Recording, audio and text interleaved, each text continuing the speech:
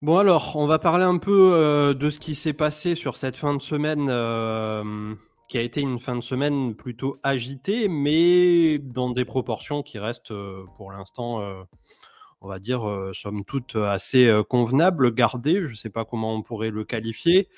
Toujours est-il, on attaque pour une fois, hein, une fois n'est pas coutume, par le SP500 et on voit qu'on a les GAFAM, hein, globalement qui sont, largement, dans le rouge. On a même, perdu un 7,55 hein, du côté de, Tesla. Apple, on est à moins de 3,36. Apple, on a eu un bon petit ralentissement pour le coup, notamment dû à des prévisions qui sont un peu en deçà. Voilà, bon, il y a aussi le côté semi-conducteur qui est assez inquiétant aussi pour certaines boîtes comme ça, qui sont ultra dépendantes encore et toujours pour le moment de l'Asie. Petit à petit, ça essaie de relocaliser hein, pour certains, mais voilà, il y a tout ce pan aussi qui peut expliquer à court terme certains ralentissements et notamment sur le pricing de toutes ces actions.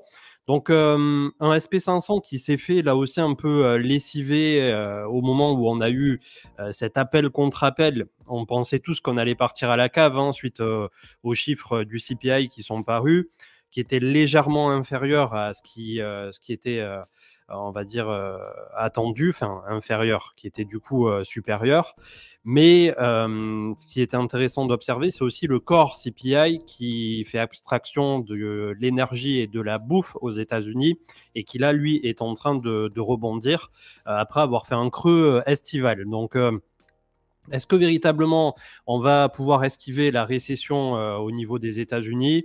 Je me pose sérieusement la question et c'est finalement une déclaration de Joe Biden, le président des États-Unis, qui a permis au marché tout simplement de remonter, de produire un rebond assez puissant puisqu'il a déclaré que avec les nouvelles normes de calcul et la nouvelle formule pour calculer l'inflation, effectivement, on n'était pas du tout en récession, on en était encore très loin. Donc, c'est un peu, je ne sais pas quoi en penser de ça aussi, la façon dont on menait aussi l'Angleterre ces temps-ci pour essayer d'éviter de couler avec le bateau, avec 10 milliards de rachats par jour au niveau donc je crois que c'était la Banque d'Angleterre directement hein, qui a permis ça.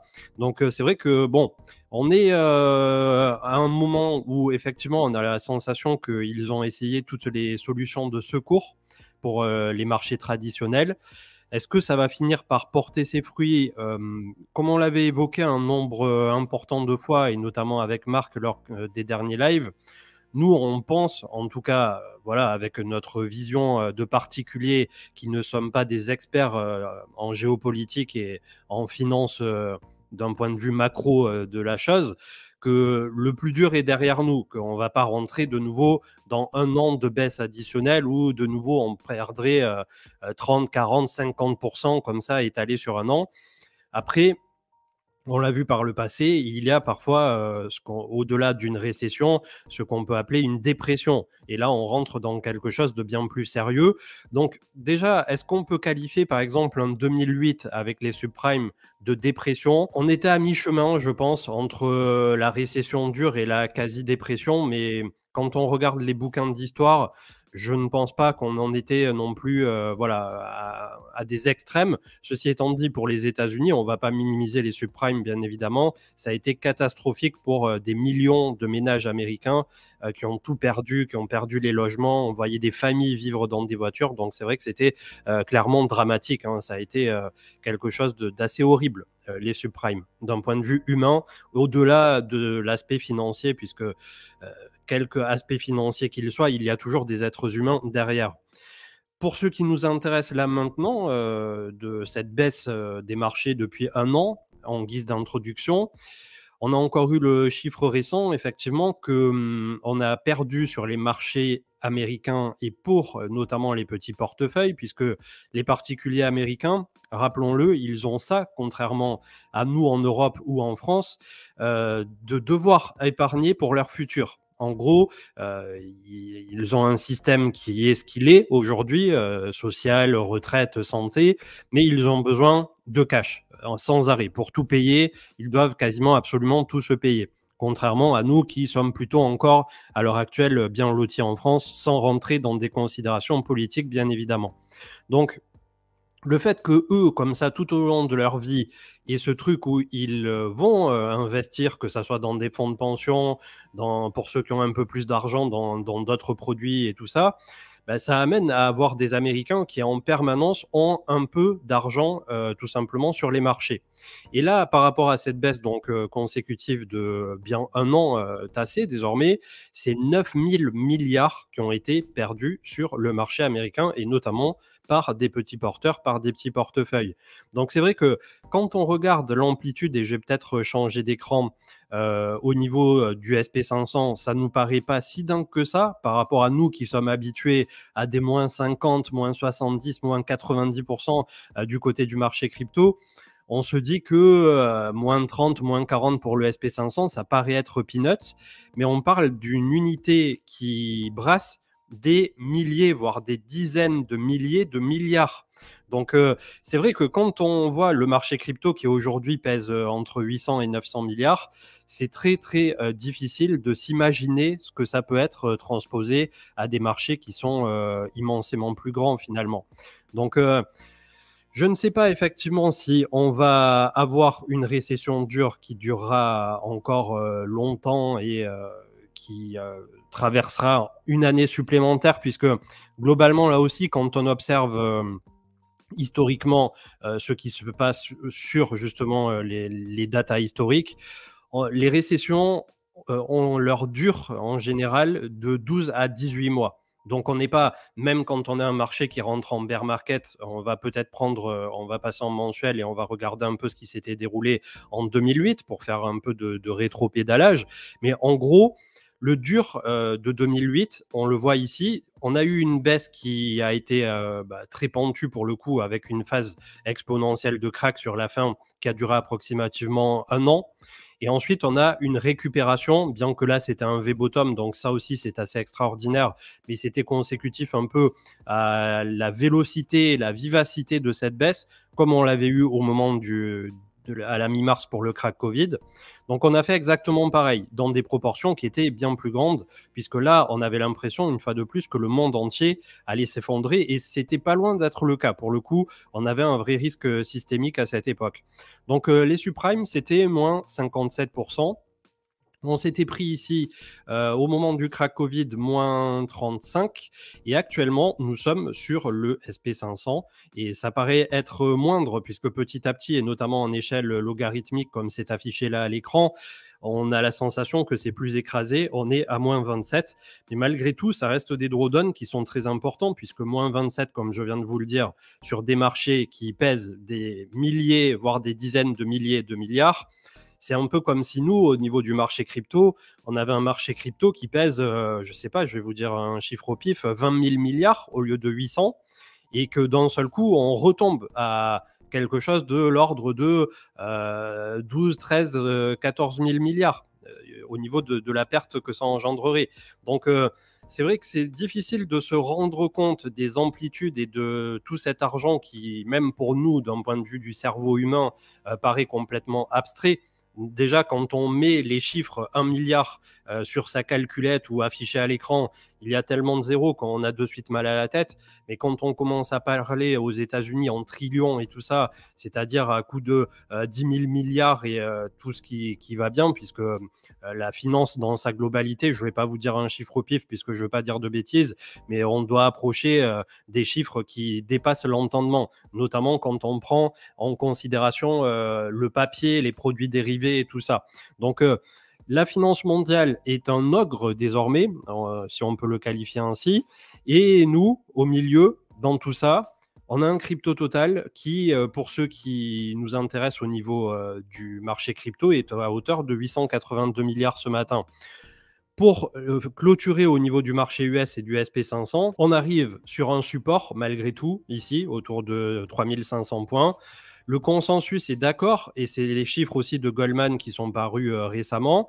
Est-ce qu'on peut faire confiance à Goldman Sachs quand on voit les carabistouilles qu'ils font, notamment vis-à-vis de leurs clients? Je ne pense pas. Mais là, pour le coup, je crois que ça avait été parmi les seuls, notamment avec JP Morgan, à prédire entre guillemets à l'automne 2021 que le marché allait se casser la gueule et que les cryptos allaient se prendre tout autant leur revers. Donc ce qui était largement prévisible quand on voit qu'on avait eu un très beau bull run et que depuis justement cette mi-mars printemps 2020 ça avait turbiné tant que ça pouvait, et notamment l'impression monétaire, hein, rappelons-le. C'est ce qui fait qu'aujourd'hui on est dans le mal.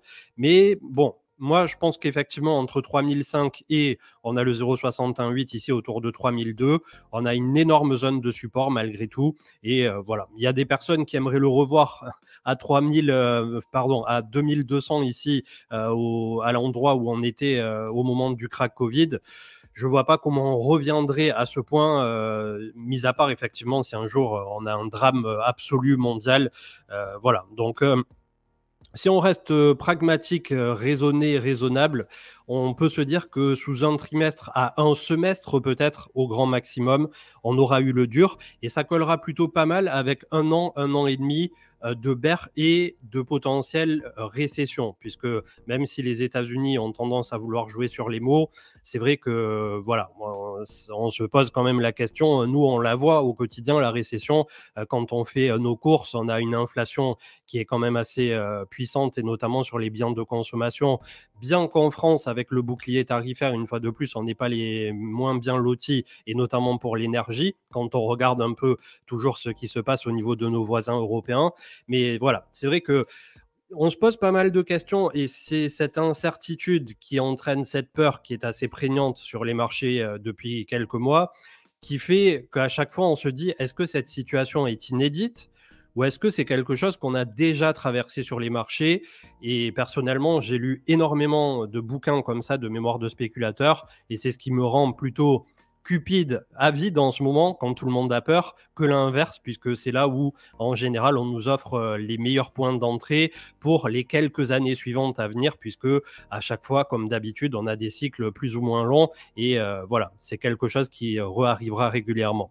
Je vais lire un peu le chat pour voir vos retours en tant que tel du côté du chat. On a Stalis qui disait que le DXY tient, et effectivement pour le dollar, on va aller voir ça de suite.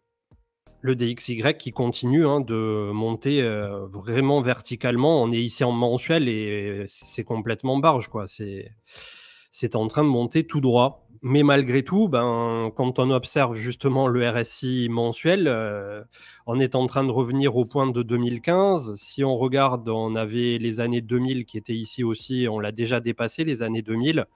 Donc, on n'est plus très loin, effectivement, de faire un ATH quasi suprême du côté du dollar.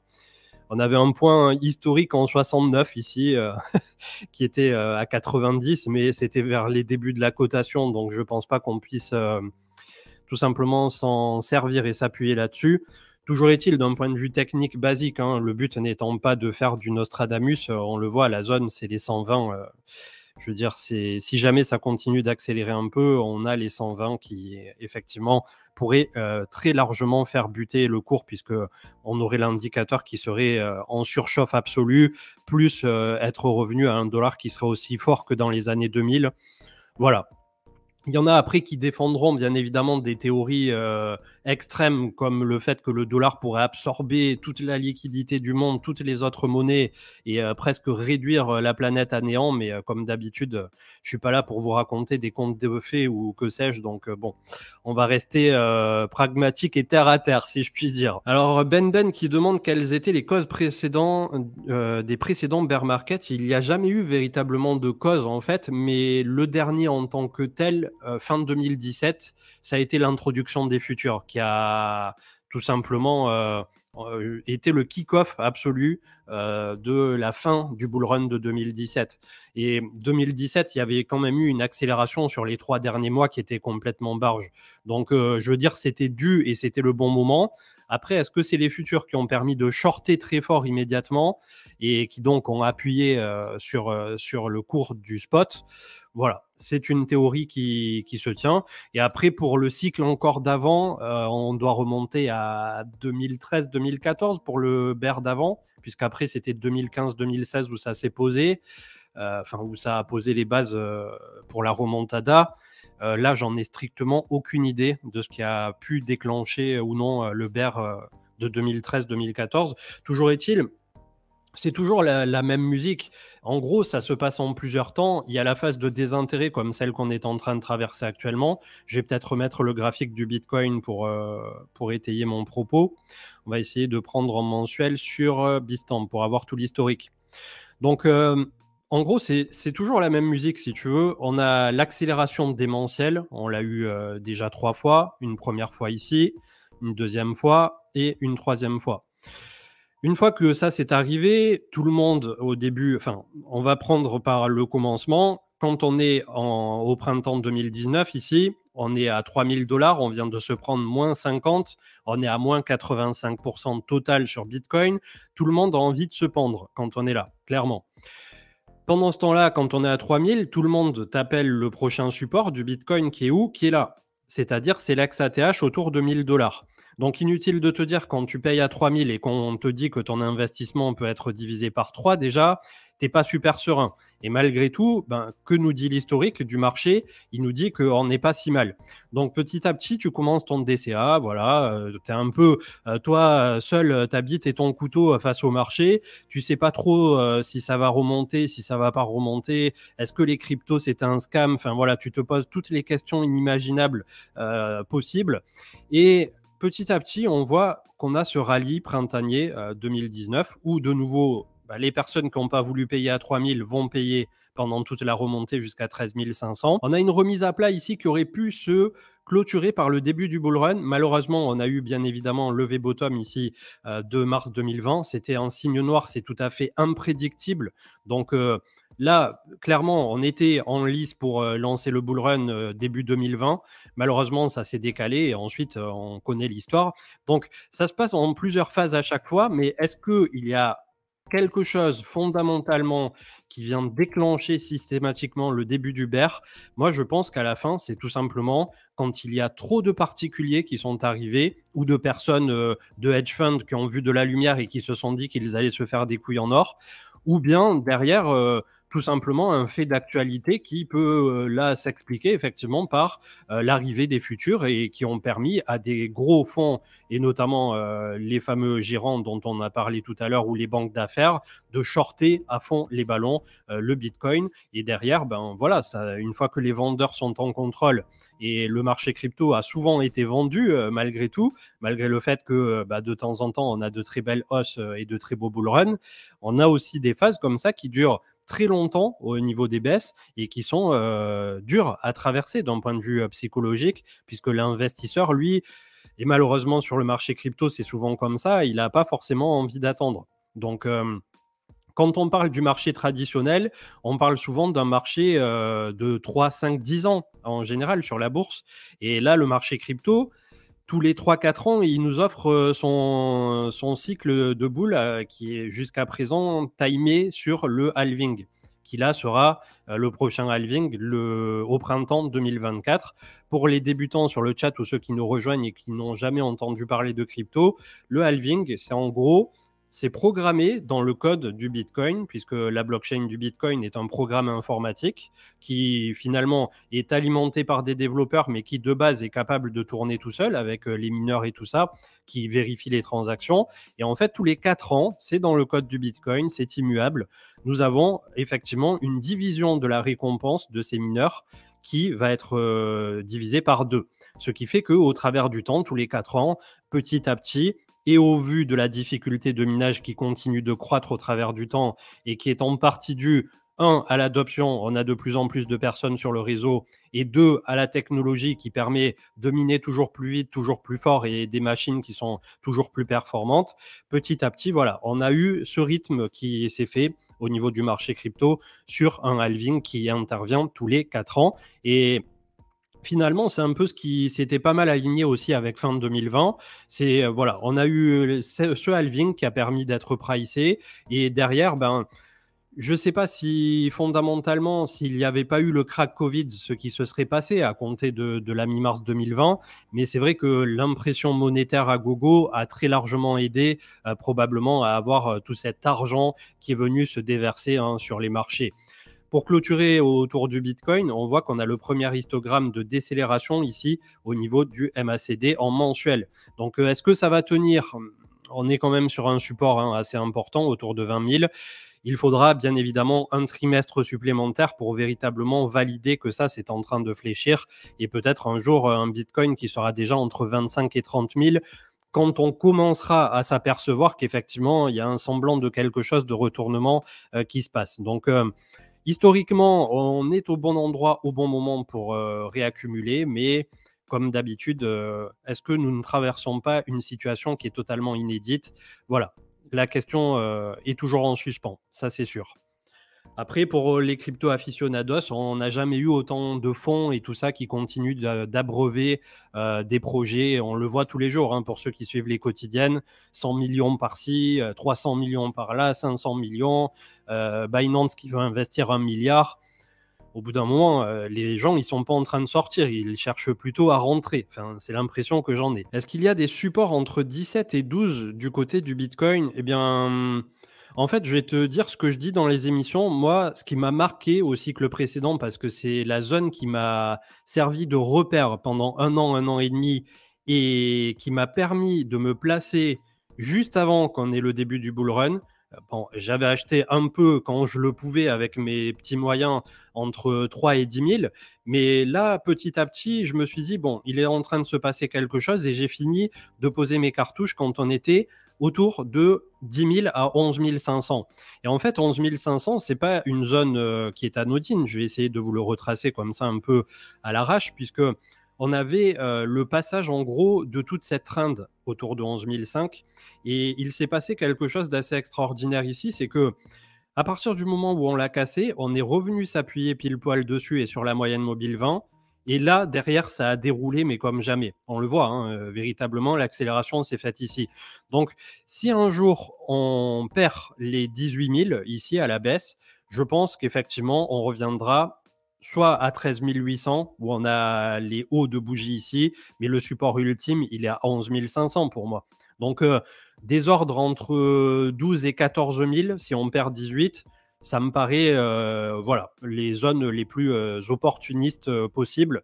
Et sachant que j'ai encore et toujours du mal, mais là aussi c'est un biais, c'est probablement un biais personnel, à me dire que le Bitcoin puisse revenir aujourd'hui à 10 000 dollars sans un catalyseur extrêmement négatif de type les États-Unis bannissent tous les stablecoins ou des trucs comme ça, tu vois. Donc, on est sur la pente glissante, on ne va pas se le cacher, et il suffit d'inverser tout simplement le chart pour voir que le cours n'a qu'une envie ici, c'est de bondir, c'est-à-dire de baisser. Donc, je me méfie énormément, comme vous tous, et parce que je n'ai toujours pas de boule de cristal et que je ne sais pas si le monde ira encore moins bien que ce qu'il va aujourd'hui, demain. Mais bon, le côté rationalisé de la chose, quand j'observe les oscillateurs, quand j'observe l'histoire, tout simplement, et finalement, le Bitcoin manque un peu d'historique. On n'a qu'une grosse dizaine d'années. Mais bon, voilà, j'ai quand même ce truc de me dire, si je ne paie pas un minimum autour de 18-20, quand est-ce que je paierai derrière? Et je peux comprendre les personnes qui attendent 10 000 dollars comme il faut du côté du Bitcoin, puisque ça voudrait dire que tous les alts de nouveau se prennent au passage des moins 50% ou je ne sais pas combien par rapport à là où nous nous trouvons. Mais ça voudrait dire de nouveau que c'est assez dramatique, en tout cas pour le marché crypto. Donc j'espère t'avoir répondu pour les potentiels supports entre 18 et 10, puisque finalement il se trouve entre 11,5 et 13,5, 13,8 dans ces eaux-là. Alors on a Magic War qui nous parle de Ethereum et des GUE, c'est-à-dire c'est le gas finalement, c'est ce qu'on paie pour utiliser le réseau Ethereum. Avec au-dessus de 15 GUE, Ethereum est déflationniste. Et cela tendra vers ça maintenant. Si demain ETH 13 000 x 10, cela veut dire qu'avec une demande de transaction similaire, une centaine de dollars. Ma réflexion est la suivante. Avec l'objectif constant de vouloir diminuer le nombre de transactions avec le sharding, je pense qu'il manque un bout de... Ah oui, il y a le second bout du message. Est-ce que Ethereum finalement ne serait pas à long terme toujours inflationniste ? Je suis pas sûr d'avoir compris ta question, puisqu'en gros tu mettais en avant que est-ce que la transaction coûtera toujours 10 fois plus cher avec un prix qui lui aurait fait x10 et qui du coup brûlerait toujours autant, c'est ça? Je suis pas sûr d'avoir tout compris. Mais ce que je veux dire par là, c'est que le jour où Ethereum sera à 13 000, tu auras 5 fois plus d'utilisateurs sur le réseau. Donc, tu auras tous les NFT, tu auras le bull run qui sera passé par là. Bien évidemment que dès qu'on va utiliser un peu plus le réseau Ethereum, ça va en burn comme jamais. Donc, je ne sais pas où tu vas en venir sur ta réflexion. Je pense que j'ai pas compris quelque chose. Il faudrait le poser sur un papier avec un tableau Excel, mais voilà. Là, par rapport à l'inflation et la déflation d'Ethereum, le prix en tant que tel, ça voudra dire aussi qu'il y a une adoption massive, un retour d'utilisateurs sur le réseau. Donc, ça me paraît plutôt logique qu'il y ait toujours une possibilité, effectivement, que, bon, on ne sait pas si dans quelle proportion ça sera déflationniste, mais là, déjà, il y a pas mal de journées qui sont passées ces temps-ci alors qu'il ne se passe plus rien en ce moment, que ça soit sur Ethereum ou ailleurs d'ailleurs, et qui sont des journées déflationnistes. Alors, Quant, je me suis pas repenché dessus pour le coup, mais c'est vrai que depuis un mois, il surperforme quasi tous les autres actifs. Donc, je ne saurais pas te dire pour QNT. C'est vrai que quand je le passe le matin au niveau de l'intro, à chaque fois, ça a été la seule ligne complètement dans le vert. Mais je ne suis pas repassé dessus d'un point de vue fondamental. Donc, peut-être quelqu'un dans le chat mieux informé que moi pourra t'informer, justement. Et merci à tous ceux qui disent merci. Du coup, ça fait plaisir. On essaie d'être toujours là. Pour le coup, j'avais un peu de temps là ce matin avant d'avoir à faire mes petits trucs du week-end. Donc voilà, c'était cool de pouvoir venir un peu échanger avec vous. Bon, malgré tout, il ne se passe pas grand-chose là sur le marché crypto, mais pour l'instant en tout cas, parce que la volatilité, ça fait tellement de temps qu'elle est écrasée que quand ça va revenir, peu importe dans quel sens ça partira, ça va être voilà, assez puissant, je pense. J'ai pas plus d'infos concernant le X-Day d'Elrond, mais vu qu'il y avait pas mal de beau monde qui y a été, j'aurai certainement des choses à vous dire une fois que j'en aurai discuté avec les personnes qui étaient les plus impliquées. Et d'ailleurs, c'est quelque chose d'intéressant, Elrond, parce que c'est un peu un cas d'école, ce truc. Il y a beaucoup de personnes pendant le bull run et même encore qui trouvent que c'est une coquille vide, que c'est du marketing, blabla, alors qu'ils ont une des communautés les plus engagées à ce jour. Et je regardais tout simplement ce qui s'est déroulé du côté de mon portefeuille Elrond, qui déjà en tant que tel tient exactement comme n'importe quel autre réseau ou altcoin, mais en plus des projets sur lesquels j'avais mis à chaque fois comme ça mon petit billet de Launchpad où j'avais essayé d'en accumuler un tout petit peu, et notamment un projet comme Ethereum. Et hier, je suis allé voir, puisque au fur et à mesure, je les place en Meta Staking, ça s'appelle, je crois, sur Maillard. Et en gros, le truc, il est resté plutôt stable. J'ai pas perdu, pas gagné énormément ni rien. Petit à petit, ça me fait un rendement de 25 ou 30% annualisé en fonction de la durée de lock et tout ça sur le meta-staking. Donc, j'ai la sensation que quand on regarde un peu les détracteurs sur les réseaux sociaux par rapport à Elrond et sa galaxie, ben, ils sont toujours restés sur le fait que c'est vide. Mais d'un autre côté, ceux qui ont build sur Elrond, qui construisent et qui continuent de délivrer, ben, les tokens sont pricés, continuent de l'être et petit à petit, ça a l'air de se dérouler positivement. On l'avait vu encore récemment, il y avait HSwap qui était sorti, qui est un curve-like. Donc, ça va avoir pour but d'apporter aussi de la liquidité. Donc, je ne sais pas, comme d'habitude, ce que donnera l'avenir. Elrond a fait un giga bull run au dernier bull run, donc il ne va pas refaire de nouveau le même. Mais les petits projets, de même que les projets qui sont apparus en bear market sur Polkadot, ben, j'essaie d'en avoir un tout petit fond de portefeuille, un tout petit quelque chose. Et comme ça, je me dis qu'un jour, il y aura bien un qui va devenir le ponte de demain et qui pourra avoir un rendement qui sera extraordinaire. Donc, on est à la fois dans de la gestion du risque, mais le côté où les personnes disent que Elrond, ça ne délivre pas et que c'est marketing, à ce jour, je suis pas tout à fait d'accord avec ça. Peut-être que le réseau ne plaît pas à tout le monde, peut-être que la façon de faire ne plaît pas à tout le monde et que Avalanche, c'est bien plus tech, que Polkadot, c'est bien mieux fourni sur certains pans, que Atom Cosmos, ça plaît beaucoup plus à d'autres. Mais à mon sens, voilà, il y a quand même ce mérite d'exister. Je dis pas que ça sera le nouvel Ethereum ou que sais-je, comme certains disaient à l'époque, les Ethereum killers, mais pour le coup, ça a su séduire son public et c'est aussi quelque chose à marquer, on va dire, noir sur blanc. Sur notre Discord, la communauté Elrond sur le channel Elrond est la plus engagée, même en bear market. Donc, c'est des gens qui sont là, qui continuent de s'intéresser, de pousser les choses. J'ai des gens qui me DM H24 pour me dire « Regarde, il y a un nouveau projet sur Elrond et tout ». Enfin voilà, je trouve ça plutôt enthousiaste en tout cas. Après, oui, les tokenomics du MEX, je t'avouerai, je m'y suis pas intéressé, mais c'est vrai que c'est un truc qui est tellement dilué et je crois qu'il y en a beaucoup, beaucoup, beaucoup trop en circulation. Il faut qu'il fasse un tokenomics 2.0 pour ce truc, sinon derrière ça ira nulle part, ça on est d'accord. Mais ils ont le mérite d'essayer et n'oublions pas que le Maillardex, c'est quoi? C'est un an et demi d'utilisation. Donc il faut le temps autant, comme d'habitude, pour essayer de faire les choses correctement, je suppose. Après, ça reste une petite portion de mon portefeuille. Je regarde ça de plus ou moins loin, tout en essayant de m'y intéresser un minimum. Mais bon, ça a su quand même séduire son public. D'un point de vue purement technique, je ne sais pas s'il y aura grand-chose de plus à dire, hein.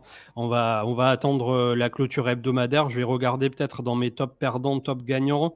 On a Plutus qui recule de 19%. Je ne sais pas si ça a une explication, mais ici sur HitBTC, on n'est pas si dégueu hein, pour Plutus contre le Bitcoin. Quand on regarde comme ça, bon, on est sur un haut de range ici. Donc faites gaffe à vous pour ceux qui spéculent sur ce dernier. Et dans les gagnants, on a OXT, Orchid, qui est très bas et qui est complètement à plat sous la moyenne mobile 20. Malgré tout, ça, c'est un actif. Bon, quand on regarde comme ça, on n'a aucun volume. Je sais pas. On va peut-être regarder. On a Biconomy qui lui aussi cherche du pétrole et qui essaie de se rattacher à ses 33 centimes. On va se mettre un trait parce que ça, pour la suite, par contre, ça pourrait être intéressant de vérifier un peu s'il ne va pas poser son bottom entre 35 centimes et 44 centimes. À voir pour la suite pour Biconomy, qui est un projet qui avait été lancé sur, j'ai envie de dire, le début du bear market, mais qui était soutenu par Coinbase. Et malheureusement, ils n'ont connu que la baisse. Donc, c'est vrai qu'il y a plein de projets comme ça où tu te dis, il y avait quelque chose à faire. Et malheureusement, en fonction du timing sur lequel ils ont été introduits, c'est catastrophique pour eux.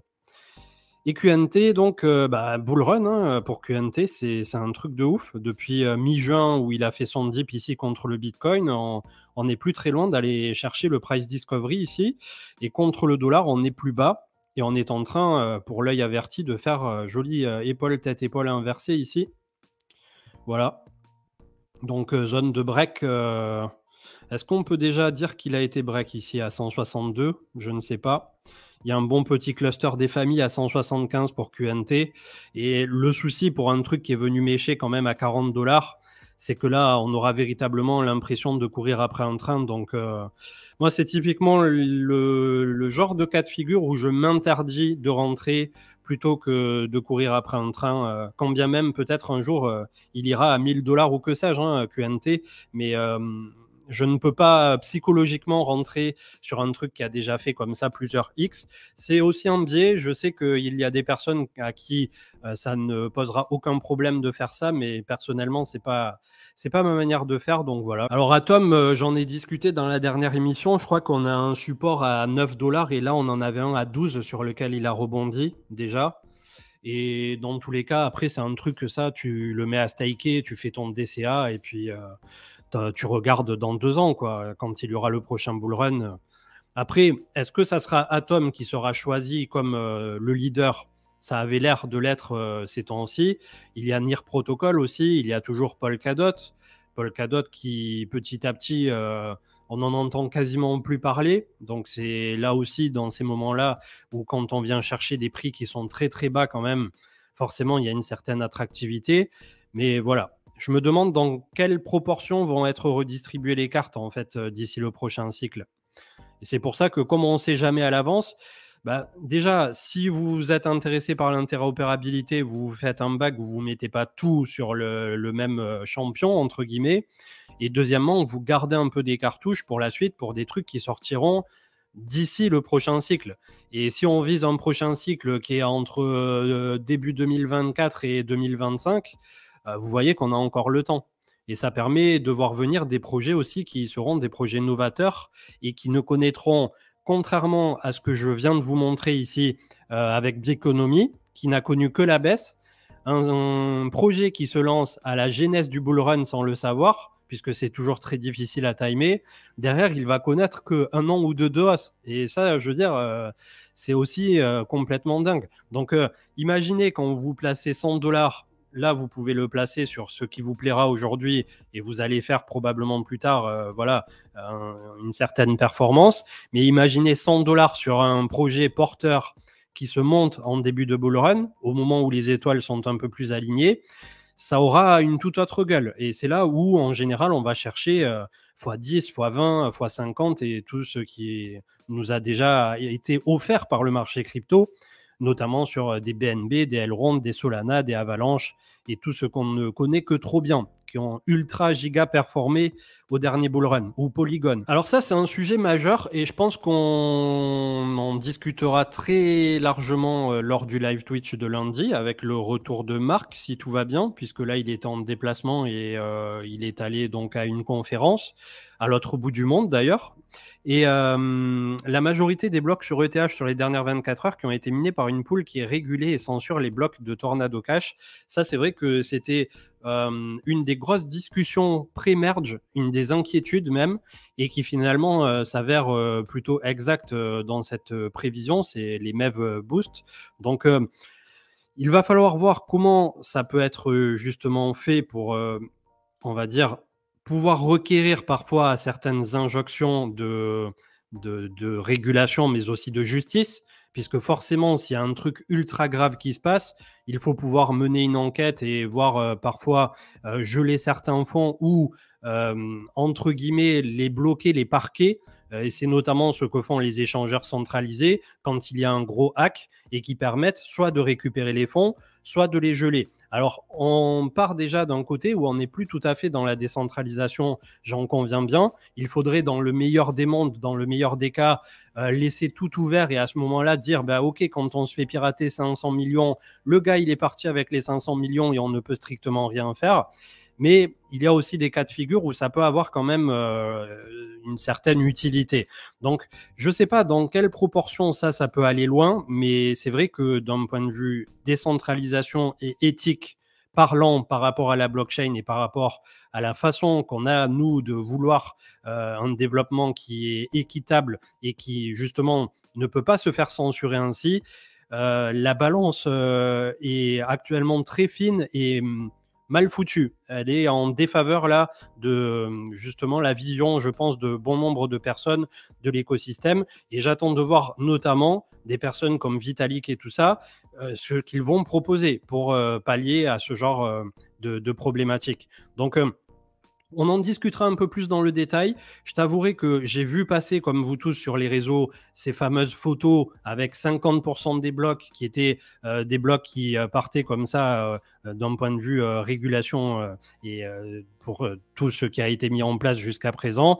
Mais pour en parler un peu plus dans le détail et pour ne pas faire dans l'émotionnel, dans le sensationnel, il faut creuser le truc bien plus loin que ça d'un point de vue technique. La décentralisation est utopique comme Internet l'était à sa création avec un échange d'informations sans censure. Internet a perdu une partie de sa liberté. Les cryptos subiront le même sort avec la démocratisation. Bien, disons que pour être compliant, pour avoir de la régulation, et finalement, on n'a pas demandé, nous, à être régulés dans la crypto, c'est les États qui disent si vous voulez exister, entre guillemets, vous devez être un minimum régulé. D'un côté, on l'a vu parfois, c'était complètement aberrant ce qui a pu se passer sur des hacks, sur des abus, comme je le disais dans l'émission d'hier, c'est vraiment du player versus player au niveau des cryptos. Donc, il y a besoin de règles. Mais est-ce que les règles, elles ne doivent pas venir de l'intérieur et est-ce qu'on doit nous les imposer comme ça de l'extérieur? C'est là la question. Et c'est vrai que la décentralisation pure à 100%, on l'a même vu dans la DeFi, qui est quand même le fer de lance absolu avec les DAO et tout ça de la décentralisation. On a aussi Bitcoin, ne l'oublions pas, Bitcoin qui est l'actif le plus décentralisé aujourd'hui, et notamment en ayant conservé, pour faire plaisir au maxi, le Proof of Work. Mais c'est vrai que pour le moment, la décentralisation pure, quand elle vient se télescoper, s'affronter sur le pan de la régulation, ça devient très vite utopique, et effectivement. Les deux ne peuvent pas complètement cohabiter sans faire chacun des concessions. et c'est un vrai problème. Je suis tout à fait d'accord. Je vais prendre une ou deux petites questions et je devrais vous quitter ensuite là pour 10 heures, donc on aura fait une cinquantaine de minutes. J'espère que ça vous aura plu, qu'on fasse ce petit live improvisé de bon matin. D'ailleurs, je pense que j'aurai le temps que d'en prendre une de questions. Une petite dernière qui sorte un peu du lot. Pas un tu penses quoi d'eux. Désolé Panthéon, j'ai vu ta question, mais les tu penses quoi d'eux, il faudra à chaque fois faire une véritable analyse et tout. Enfin, je veux dire, c'est pas en 10 secondes qu'on peut donner comme ça un avis sur un projet. Faïvald qui demande s'il y a des gens qui vont à ETH Lisbonne. D'ailleurs, on m'a proposé. C'est vrai qu'en ce moment, vu la période creuse qu'on traverse au niveau du marché crypto, ça pourrait être intéressant pour le coup. Est-ce qu'on doit craindre de nouveaux problèmes avec le portefeuille Rabi? Honnêtement, des banques, c'est une des meilleures teams. Ils ont une proposition qui est énorme. Et finalement, un truc aussi bête comme ça que le contrat de swap, voilà, c'est dommageable pour eux. Pour rappel, Rabi, en fait, il y a eu pas un hack, mais enfin si, on doit pouvoir appeler ça un hack. Il y a eu un exploit qui a été fait du côté du contrat de swap. Donc en gros, si vous aviez swap sur Rabi dans le wallet, peu importe la blockchain, on pouvait vous faire un approve all et vous pomper vos fonds. Je pense que ça va leur servir de leçon, qu'il va y avoir de très gros audits derrière. Et typiquement, c'est le genre de choses qui leur permettent d'avancer beaucoup, beaucoup plus vite à ce genre de projet, tout en ayant bien conscience que c'est un des top tiers projets et un des top tiers wallets. Donc, c'est vrai que les personnes qui ont perdu des fonds là sur Rabi à cause d'un swap malencontreux, et sur le Discord, on avait eu le témoignage d'une personne qui avait passé un swap malheureusement la veille pour la première fois sur Optimism et qui a perdu des tokens OP. C'est vrai que c'est désastreux, mais c'est aussi ça qui en général permet à ces projets de véritablement fortifier le tout et d'avoir une forteresse imprenable derrière. Donc, je ne pense pas qu'il y ait de nouveaux problèmes avec Rabi. Derrière, je ne suis pas développeur ou auditeur ou white hat ou quoi que ce soit. Donc, comme d'habitude, moi, ce qui m'intéresse pour Rabi, pour MetaMask et tout ça, c'est d'avoir des cryptos qui sont à chaud. C'est en hot wallet, ça vous permet de faire vos petits farms, ça vous permet de faire vos transactions du quotidien. Et comme je l'ai décrit aussi dans mes quotidiennes, derrière, dès que je veux un coffre-fort et que je ne veux jamais y toucher mes bitcoins, mes ethers ou les trucs que je veux garder pour 2-3 ans, c'est dans une ledger. Et cette ledger, je ne la connecterai jamais à un ordinateur, mis à part pour le ledger live ou si vraiment j'ai besoin de faire une transaction. Donc, exit le partage de seed, bien évidemment, avec un Rabi ou un MetaMask. Exit des approvals justement comme ça où tu vas valider une transaction que tu sais pas trop ce que c'est avec ta ledger. Tu restes vraiment sur un coffre-fort qui est vraiment quasi jamais connecté et c'est le mieux à faire, je pense. Après, bien évidemment que pour utiliser Rabi et MetaMask, il vaut mieux y greffer immédiatement une ledger. Mais à ce moment-là, ayez deux ledgers ou ayez deux adresses complètement différentes pour justement des utilisations qui le sont tout autant différentes. Ce qui vous permet là aussi de mitiger le risque. Donc voilà, je pense qu'on a fait le tour. Je suis désolé, je dois vous quitter, c'est 10 heures et j'ai des impératifs derrière. J'espère que cette petite émission vous aura plu, une cinquantaine de minutes. On a parlé de pas mal de choses finalement et je vous retrouve probablement pas demain, mais lundi avec l'émission du matin. Du côté de YouTube et ensuite bien évidemment le live de lundi avec le retour de Marc si tout va bien. Je vous souhaite un excellent samedi, excellent début de week-end. Profitez bien de vos proches, profitez voilà, de la vie tout court, puisque en ce moment, il n'y a pas grand-chose à venir chercher sur les marchés. Et je vous remercie malgré tout d'avoir été là ce matin pour partager ce moment ensemble. Très bon week-end et à lundi.